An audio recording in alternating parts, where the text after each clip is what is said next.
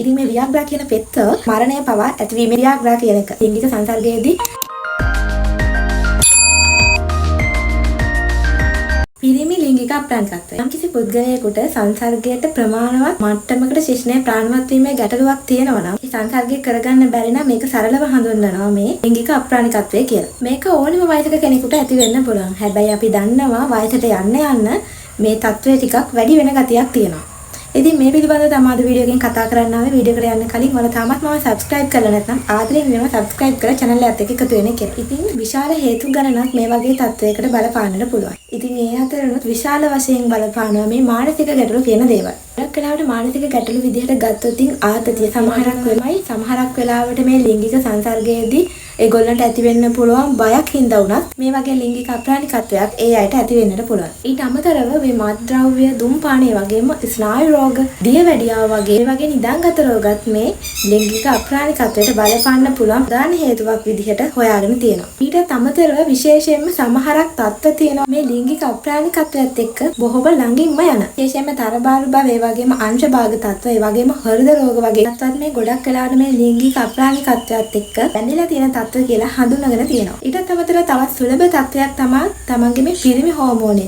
එහෙමත් නැත්නම් මේ ටෙස්ටෙස්ටරෝන් කියන හෝමෝනය අඩුකම. ඉතින් මේ හින්දාත් මහරක් වෙලාවට මේ ලිංගික අප්‍රාණිකත්වය කියන තත්ත්වය ඇති වෙනවා. මේ කතා කරා වගේ මේ ලිංගික අප්‍රාණිකත්වයට එක්ක බැඳිච්ච ගොඩක් තත්ත්ව එහෙමත් නැත්නම් මේ ගොඩක් රෝග තියෙන්න පුළුවන් හින්දා කෙනෙකුට මේ වගේ තත්ත්වයක් ආවොත් හොඳම දේ තමයි මේ සුදුසුකම් තියෙන වෛද්‍යවරයෙක් ලවා පරීක්ෂා කිරීමක් කරගන්න. මොකද සමහරක් වෙලාවට ඒ අදාළ තත්ත්වයට පමණක් ප්‍රතිකාර කිරීම පමණක් ප්‍රමාණවත් වෙන්නේ නැහැ. සමහරක් වෙලාවට ඒකත් එක්ක බැඳිච්ච තවත් තත්ත්ව තියෙනවද කියලා, තවත් රෝග තියෙනවද කියලා සොයලා බලන එක අතිශයින්ම වැදගත් වෙනවා. මේකට හොඳම උදාහරණයක් තමයි මේ ලිංගික අප්‍රාණිකත්වයත් එක්ක ගොඩක් වෙලාවට මේ කොලෙස්ටරෝල් ප්‍රමාණය වැඩි වෙනවා. ඒත් එක්කම අර ඉස්සෙල්ලා කිව්වා වගේ හෘද රෝග වගේ දේවල් මේකත් එක්ක බොහොම ළඟින් යන දේවල්. ඉතින් මේ සියල්ල ගැනම සොයා බැලීම අතිශයින්ම වැදගත් වෙනවා. ඉතින් ප්‍රතිකාර ක්‍රම ගැන කතා කරනවා මේ සඳහා බොහොම ජනප්‍රිය පෙත්තක් වෙනද පොලේ තියෙනවා. ඉතින් මේ පොදුවේ හඳුන්වන වියාග්‍රා කියන එක නැත්නම් ඖෂධ නාමයක් විදිහට හඳුන්වනවා නම් සිල්ඩනෆිල් කියන ඖෂධ වර්ගය. ඉතින් මේ වියාග්‍රා කියන පෙත්ත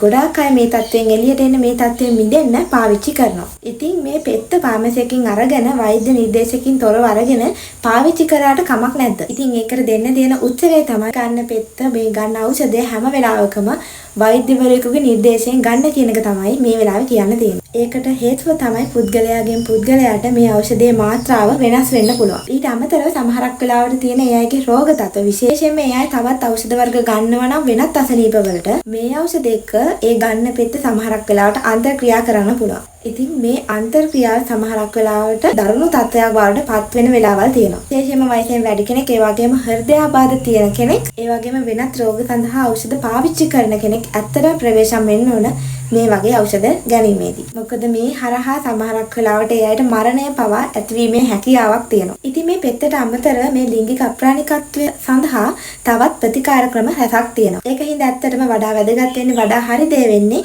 මේ සඳහා සුදුසුකම් තියෙන වෛද්‍යවරයෙක් හම්බෙලා වාගේ ප්‍රශ්න කතා කරලා ඒ සුදුසුකම් තියෙන වෛද්‍යවරයාගෙන් අවශ්‍ය ප්‍රතිකාර ගන්න එක.